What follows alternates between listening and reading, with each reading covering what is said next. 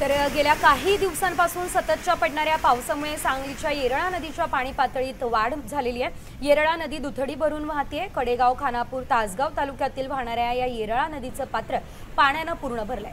खानापूर तालुक्यातील वाझर बंधारा तुडुंब भरलाय। पाण्याचं प्रमाण जास्त आहे, त्यामुळे बंधारे जेसीबीच्या सहाय्याने उघडण्यात आलेले आहे।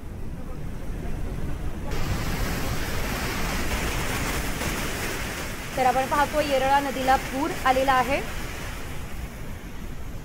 आणि त्यामुळे सर्वत्र पाणीच पाणी साचलं असल्याचं दिसतंय। मुसळधार पावसाने सांगलीमधील येरळा नदी ही सध्या दुथडी भरून वाहताना आपल्याला दिसते। काही ठिकाणचा रस्ता सुद्धा बंद झाला असल्याचं आपल्याला पाहायला मिळतंय।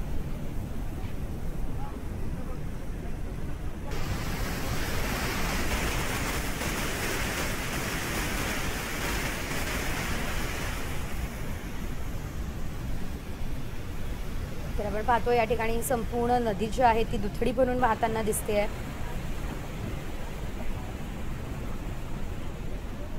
आणि या ठिकाणी आपण जर पाहिलं तर संपूर्ण नदीला पुराचं स्वरूप आलेलं आहे। या ठिकाणी पुलावर सुद्धा नागरिकांची गर्दी आपल्याला पाहायला मिळते।